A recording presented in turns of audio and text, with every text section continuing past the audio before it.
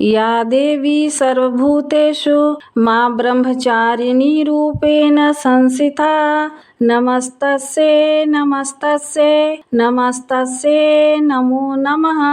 आप सभी को नवरात्रि के दूसरे दिन की हार्दिक शुभकामनाएं। मां ब्रह्मचारिणी आप सभी पर अपनी असीम कृपा बनाए रखें। नवरात्रि के दूसरे दिन मां दुर्गा के ब्रह्मचारिणी स्वरूप की पूजा की जाती है। ब्रह्मचारिणी का अर्थ है तप का आचरण करने वाली। मां के इस स्वरूप की पूजा करने से भावनात्मक शक्ति बढ़ती है। मां ब्रह्मचारिणी को प्रेम, निष्ठा, ज्ञान और बुद्धि की देवी मानी जाती हैं। मां ब्रह्मचारिणी श्वेत वस्त्र धारण किए हुए हैं। उनके दाएं हाथ में अष्टदल की माला और बाएं हाथ में कमंडल है। ब्रह्मचारिणी का स्वरूप बहुत ही सादा है और अन्य देवियों की तुलना में वह सौम्य, क्रोध रहित और तुरंत वरदान देने वाली देवी हैं। मां ब्रह्मचारिणी की पूजा में उन्हें चीनी का भोग लगाया जाता है और इस दिन उनकी व्रत कथा भी पढ़ी जाती है। उनकी व्रत कथा पढ़े बिना पूजा अधूरी मानी जाती है। मां के इस स्वरूप की पूजा करने से तप, त्याग, संयम, सदाचार आदि में वृद्धि होती है। जीवन में कठिन से कठिन समय में भी मां की कृपा से बड़ी आसानी से निकल जाता है। कितनी भी मुश्किलें आ जाएं, भक्त अपने मार्ग से और अपने संकल्प से कभी विचलित नहीं होता है। मां ब्रह्मचारिणी को तप की देवी माना जाता है। हजारों वर्षों तक कठिन साधना और तपस्या करने के बाद ही माता का नाम ब्रह्मचारिणी पड़ा। तपस्या की इस अवधि में उन्होंने कई सालों तक निराहार व्रत रखा था, जिससे देवों के देव महादेव उन पर प्रसन्न हुए थे। तब महादेव ने प्रसन्न होकर माता पार्वती को अपनी पत्नी के रूप में स्वीकार किया था। मां ब्रह्मचारिणी का यह स्वरूप हमें शिक्षा देता है कि जब तक हमें अपने कार्य में सफलता ना मिल जाए तब तक हमें लगातार उसके लिए प्रयास करते रहना चाहिए। पौराणिक कथा के अनुसार मां ब्रह्मचारिणी ने अपने पूर्व जन्म में राजा हिमालय के घर में पुत्री के रूप में जन्म लिया था। तब देवर्षि नारद के उपदेश से इन्होंने भगवान शंकर को अपने पति के रूप में प्राप्त करने के लिए बहुत ही कठिन तपस्या की थी। इस कठिन तपस्या के चलते इन्हें तपस्चारिणी अर्थात ब्रह्मचारिणी नाम से जाना गया। कथा के अनुसार 1000 वर्ष तक उन्होंने केवल फल मूल खाकर व्यतीत किए और 100 वर्षों तक केवल शाक खाकर जीवन व्यतीत किया। कुछ दिनों तक कठिन उपवास रखते हुए देवी ने खुले आकाश के नीचे वर्षा और धूप के भयानक कष्ट भी सहे। इस प्रकार कई हजार वर्षों की इस कठिन तपस्या के चलते ब्रह्मचारिणी मां का शरीर एकदम छिन्न हो उठा। उनकी यह दशा देखकर उनकी मां मैना अत्यंत दुखी हुई। देवी की इस कठिन तपस्या से तीनों लोकों में भी हाहाकार मच गया। देवता, ऋषि, सिद्धगण, मुनि सब देवी ब्रह्मचारिणी की इस तपस्या को अभूतपूर्व कृत बताते हुए उनकी सराहना करने लगे। अंत में परम पिता ब्रह्मा जी ने आकाशवाणी के द्वारा उन्हें संबोधित करते हुए बड़े ही प्रसन्न मन से कहा, देवी, आज तक किसी ने भी ऐसी कठिन तपस्या नहीं की जैसे तुमने की है। तुम्हारे इस अलौकिक कृत्य की चारों ओर सराहना हो रही है। तुम्हारी मनोकामना अवश्य पूर्ण होगी और भगवान शिव तुम्हें पति के रूप में अवश्य प्राप्त होंगे। अब तुम तपस्या से विरत होकर घर लौट जाओ, क्योंकि जल्दी ही तुम्हारे पिता तुम्हें बुलाने आ रहे हैं। इस प्रकार देवी की कठिन तपस्या के बाद उन्होंने भगवान शिव को पति के रूप में प्राप्त कर लिया। मां ब्रह्मचारी की पूजा करने से पहले स्नान करके साफ स्वच्छ वस्त्र धारण कर लेना चाहिए। इस दिन आप लाल या फिर हरे रंग के वस्त्रों का प्रयोग भी कर सकते हैं, क्योंकि मां के जितने भी स्वरूप हैं, यदि उनमें आप विशेष रंगों का प्रयोग ना कर पाएँ तो आप नवरात्रि के दिनों में किसी भी दिन लाल रंग के वस्त्रों का प्रयोग कर सकते हैं। वस्त्र धुले हुए होने चाहिए। काले रंग के वस्त्रों का प्रयोग पूजा में नहीं किया जाता है। स्नान करने के बाद आप सूर्य देवता को जल अर्पित करें। हाथ में जल या पुष्प लेकर माँ ब्रह्मचारिणी की पूजा का और व्रत करने का संकल्प लें। फिर माँ ब्रह्मचारिणी की पूजा करने के लिए जो भी आपने माँ दुर्गा की मूर्ति या तस्वीर की विग्रह की स्थापना की है, सबसे पहले वहाँ गंगा जल छिड़कें। इसके बाद धूप दीप जलाएं। माँ पर आज के दिन लाल कमल के पुष्प और उड़हुल के फूल चढ़ाना चाहिए। माँ को मौसमी फलों का भोग लगाएं। आज के दिन चीनी या मिश्री का भोग माँ को विशेष रूप से अर्पित किया जाता है। साथ ही आप दही और चीनी का भोग भी माँ को अर्पित कर सकते हैं। ऐसा करने से लंबी आयु के साथ साथ सुख और सौभाग्य का आशीर्वाद भी प्राप्त होता है। पूजा के बाद व्रत की कथा भी पढ़नी या सुनी जाती है। ओम नमः चंडिकाय। महर्षि मार्कंडेय जी बोले, हे पितामह, संसार में जो गुप्त हो और जो मनुष्यों के सब प्रकार से रक्षा करता हो और जो आपने किसी को आज तक नहीं बताया हो, वह कवच मुझे बताइए। श्री ब्रह्मा जी कहने लगे, अत्यंत गुप्त व सब प्राणियों की भलाई करने वाला कवच मुझसे सुनो। प्रथम शैलपुत्री, द्वितीय ब्रह्मचारिणी, तृतीय चंद्रघंटा, चौथी कुष्मांडा, पांचवी स्कंद माता, छठी कात्यायनी, सातवीं कालरात्रि, आठवीं महागौरी तथा नौवीं सिद्धिदात्री। यह देवी की 9 मूर्तियां हैं। यह 9 दुर्गा कहलाती हैं।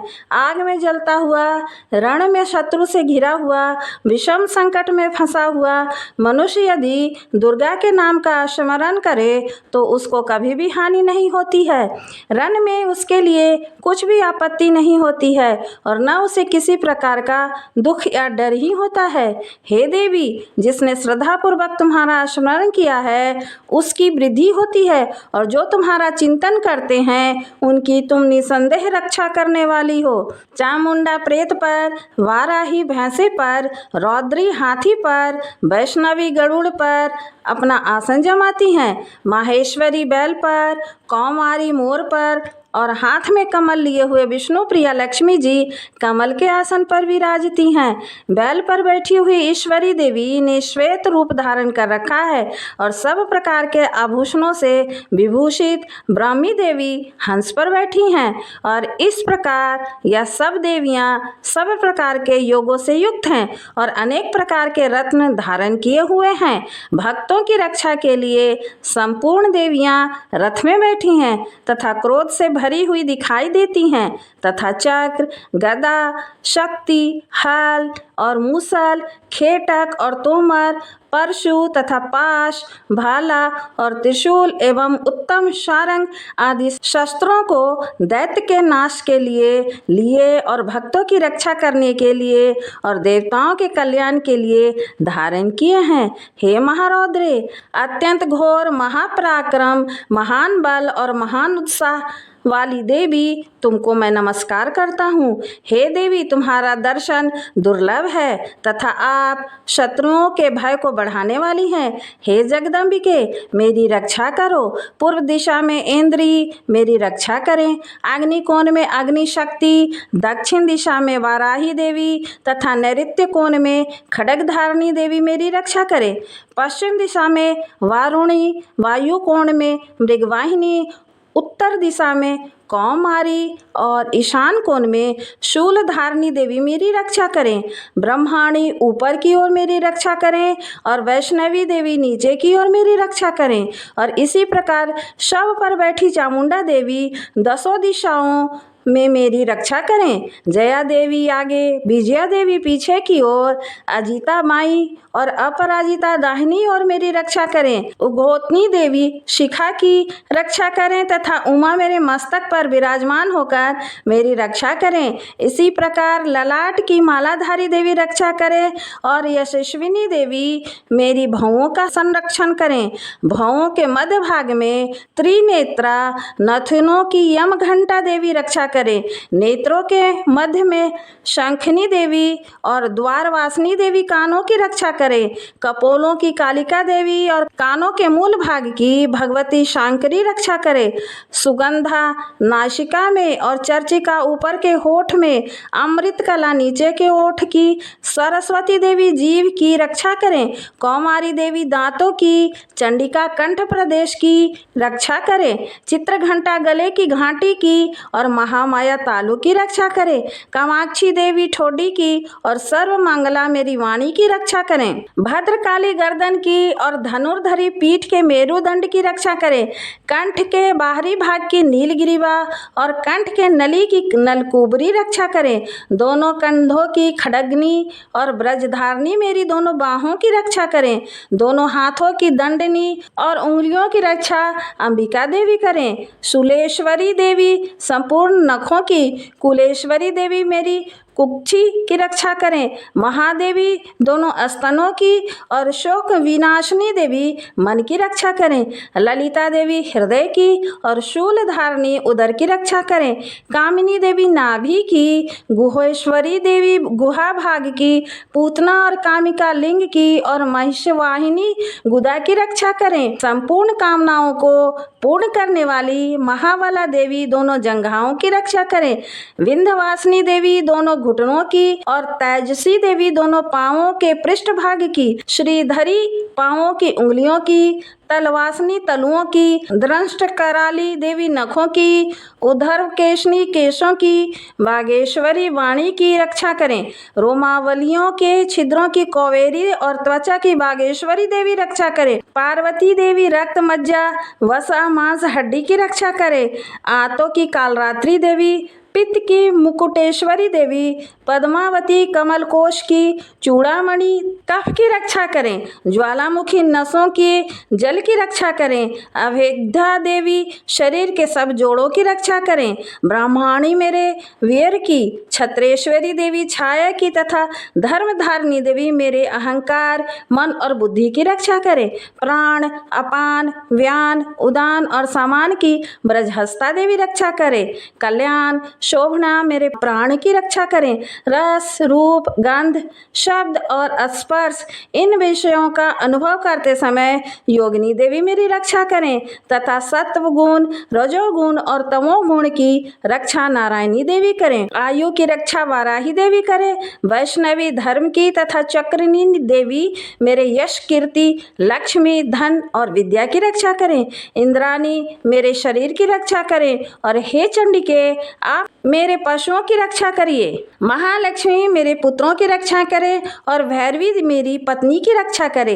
राजा के दरबार में महालक्ष्मी तथा सब ओर से व्याप्त रहने वाली विजया देवी चारों ओर से मेरी रक्षा करें। जो स्थान रक्षा से रहित हो और कवच में रह गया हो उसकी पापों का नाश करने वाली जयंती देवी रक्षा करें। अपने शुभ चाहने वाले मनुष्य को बिना कवच के एक पल भी कहीं नहीं आना जाना चाहिए, क्योंकि कवच रखने वाला मनुष्य जहाँ जहाँ भी जाता है वहाँ वहाँ उसे अवश्य धन लाभ होता है तथा विजय प्राप्त करता है।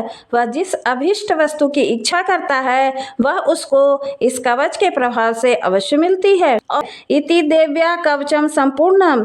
मंत्रों और पूजा में हुई गलतियों के लिए अब हम क्षमा प्रार्थना करेंगे। हे परमेश्वरी, मेरे द्वारा रात दिन बहुत से अपराध होते रहते हैं। मुझे अपना दास समझकर मेरे उन अपराधों को आप कृपा पूर्वक क्षमा करिए।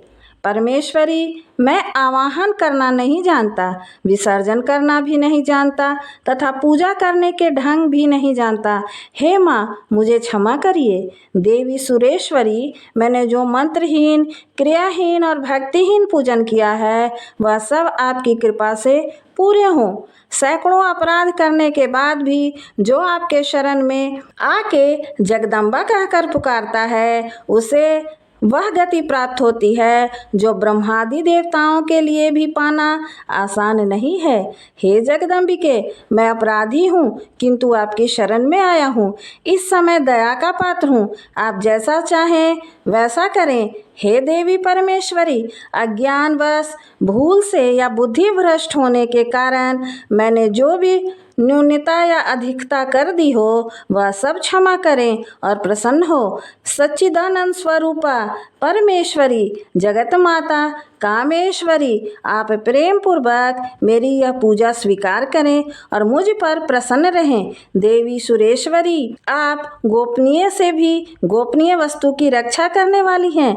मेरे निवेदन किए हुए इस जप को ग्रहण करिए। आपकी कृपा से मुझे सिद्धि प्राप्त हो। जय माता दी।